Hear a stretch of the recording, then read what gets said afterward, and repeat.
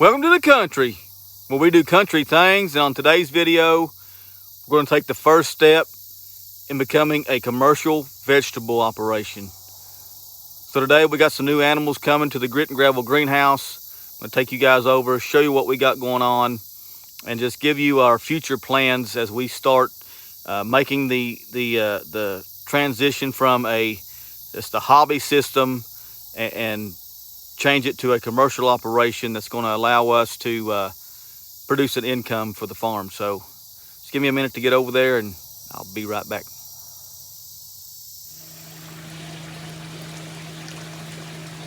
Okay guys, so we're over at the Grit and Gravel greenhouse, and before we get into looking at the new animals, I wanted to show you a couple of experiments that we got going. I'm going to start here with the cucumbers, and I wanted to plant a few cucumbers for the fall just to see if I could get a crop of cucumbers between the end of the tomatoes and before we get a freeze. So I started these probably about a month ago. Once the tomatoes were kind of over in July, late July, I went ahead and pulled everything out and planted these cucumbers here just to kind of see, like I said, if I could replace the tomatoes with cucumbers in the fall and get us a crop of cucumbers before we get a freeze. And you can see some of them are doing okay here. I have, a cucumber here at every leaf node on this cucumber. So it looks like we are going to get a few cucumbers. I didn't plant too many plants. I didn't have a lot of seeds left over from the spring, so I just planted the seeds that I had just to see and not carry over those seeds and try to plant old seeds next year anyway. So cucumbers are pretty small still, but they are putting on some fruit, so we might get a crop of cucumbers here. Here's one that's doing pretty well. This one here's got several cucumbers on it. Now these are a greenhouse variety of cucumber, so that means they don't need any pollination, and every flower you see here is going to be a female flower. And I'm not sure what variety this is, but I know it's a greenhouse variety that's going to be all female.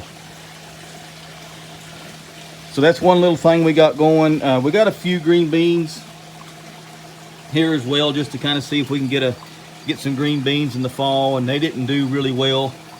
I don't know if it was the variety that I planted or what it was, but I didn't get good germination on those seeds, and the plants really didn't do that great. So I still feel like I can do better on my green beans in the fall.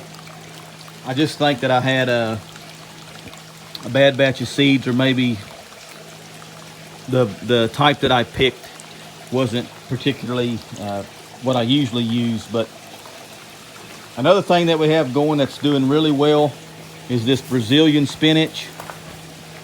You see right here, this is two little rooted cuttings that I ordered off the internet and put it in the corner of this bed here, and it's just really taken off. The thing has gotten really large. And the way you propagate this Brazilian spinach is just do it by cuttings. So I've got these two plants here, and we just pick a few leaves off here and throw them in a salad or whatever. But this is a really good heat tolerant green that you can grow inside of a greenhouse throughout the summertime. One of the very few greens that you can actually grow here in western Oklahoma, throughout the summer because of the heat.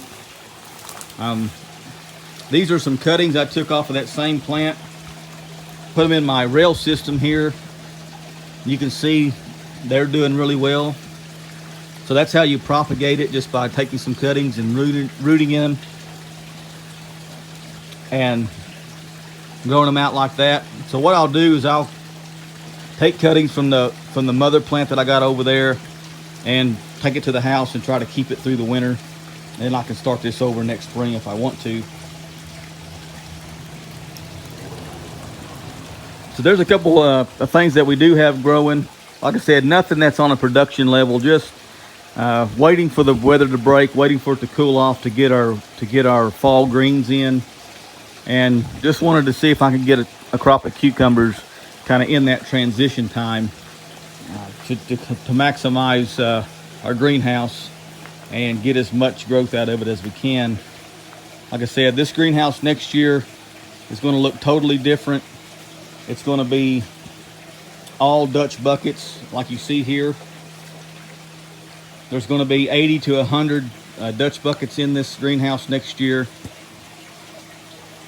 with nothing but tomatoes. So this is going to be a 100% tomato house next spring, and it may transition to a cucumber house, you know, later in the summer. Once the tomatoes are done, we may plant all cucumbers in here and try to get a cucumber crop for the fall.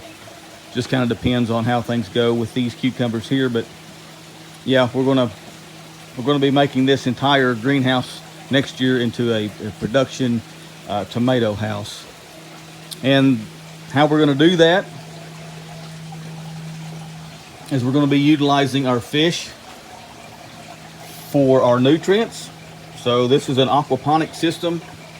So it uses fish to create the nutrients to grow the plants.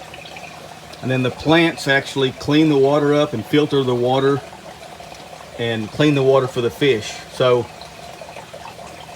basically you have a closed loop symbiotic system where you have fish and plants growing together.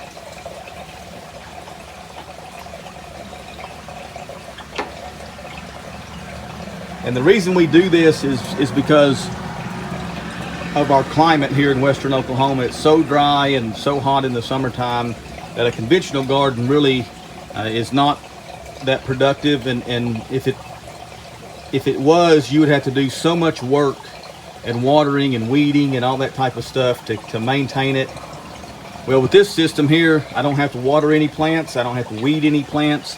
I don't have to do any type of manual labor as far as, you know, hoeing or tilling, raking. I don't have to do any of that stuff. This is a standalone system. It runs by itself 24 hours a day, and I don't have to do anything but come in here and feed the fish every day, obviously, and pick what I have planted and then replant what I have picked. So it's really good for me. It's worked out really well. Been doing it 5 or 6 years, and it's just been on the hobby level like I talked about before. But this year, with me working on the farm full-time now, I need to transition it to more of a production type commercial system and make these fish and make these plants actually make some money. So this is the upside down fish tank that we built last week, and the fish aren't really utilizing it as much as I was hoping they would. I don't see them using it all that often, but they do come up in there. We feed them a little bit in there. You'll see some of them come up.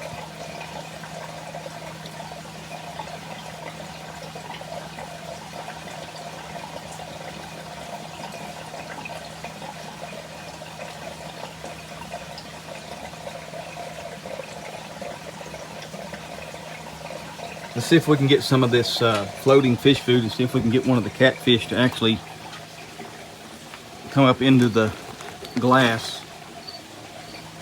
And that's one thing about this little upside down fish tank. It's the catfish really don't like to, they're bottom feeders anyway, so it's hard to get them to come to the top. But here we go. Here we got one.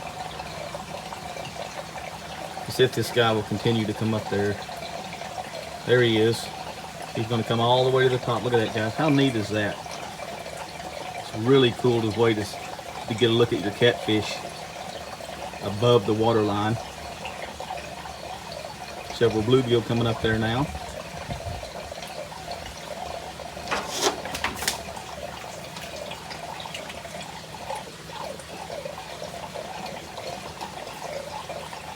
Okay, guys, so there's a look at the upside down aquarium. It's still they're not using it like I thought they would, but it's still kind of a neat little project, and it don't take much work and doesn't really cost anything to do, so it's kind of fun to have it and just kind of spice things up a little bit. There's a good shot of a bluegill.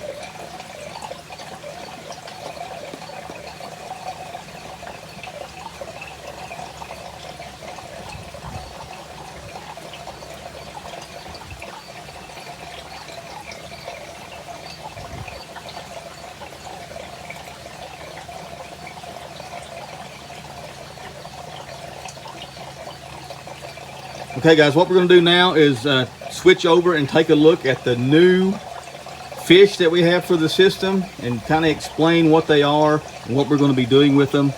So give me a second to get you guys set up on the other tank and I'll show you what we got going on with that. So give me a second and I'll be right back.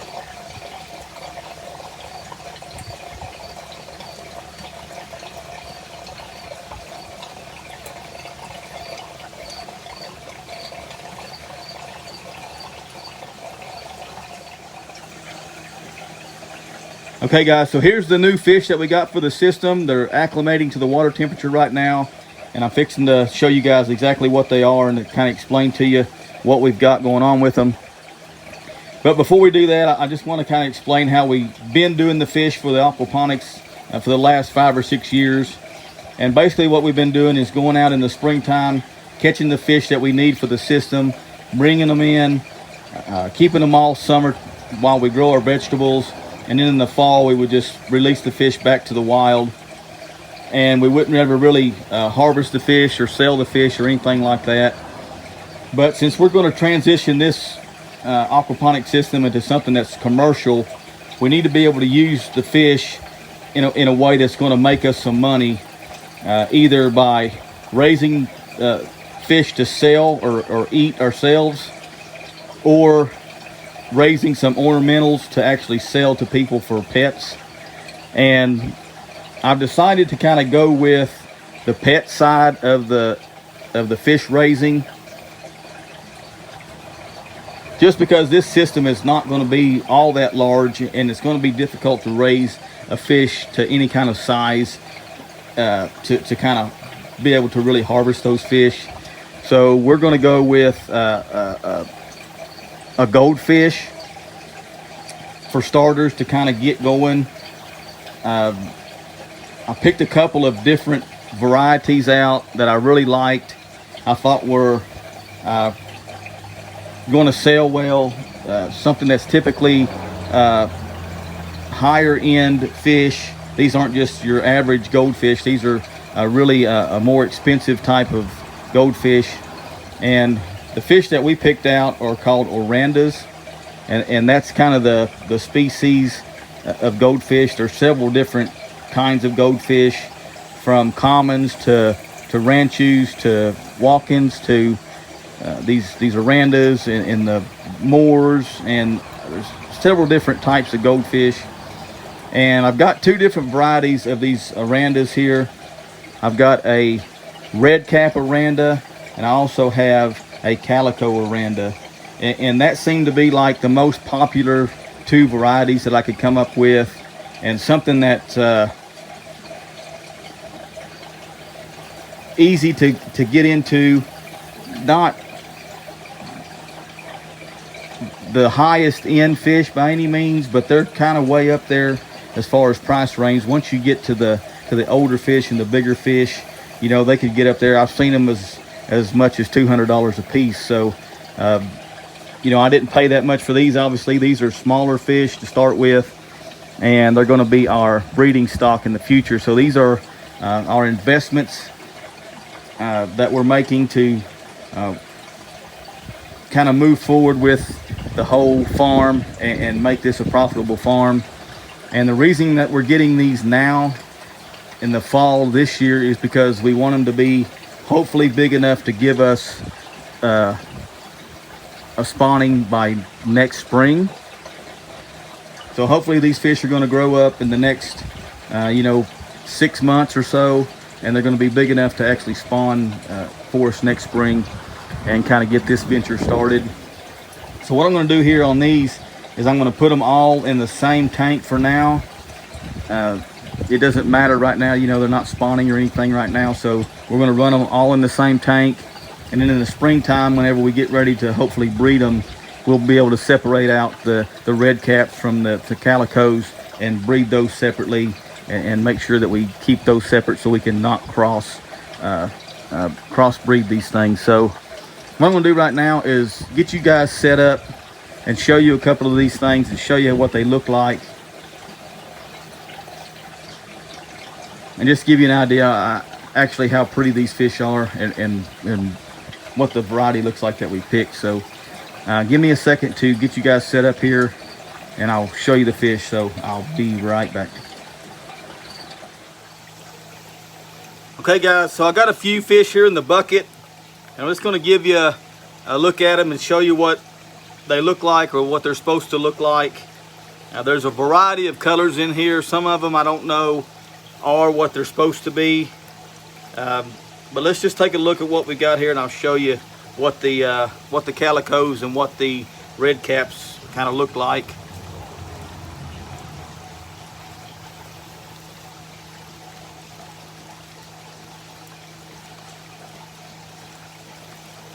So here is one of the red caps. So they basically an all white body with the red on the head. And the red is not supposed to go below the eyes to kind of be what the standard is supposed to be. And this one looks like it's a pretty good one here. It doesn't have any coloration on any part of its body except for the red cap. And the red cap doesn't seem to be going below its eyes.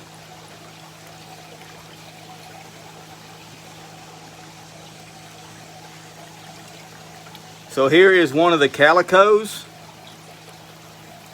and it's got several different colors in it, blue and orange. And this is really a darker colored one here. I don't know how well you're going to be able to see it. These guys are so small right now. But that's what the calico looks like. And then here's another calico that's got a lot more, it's got a lot more orange in it. Get him to settle down here. Got a lot more orange in it. How well you can see that.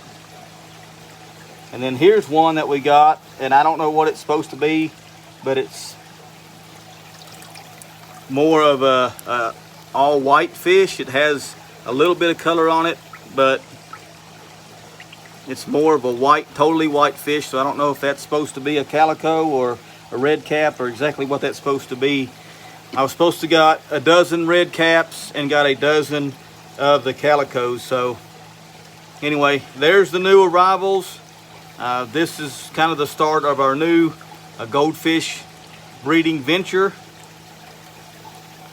So I'm sure that we'll be showcasing these guys as they grow up and get larger, and we actually start the breeding process and everything like that. So anyway, I appreciate you guys watching, and we'll be back.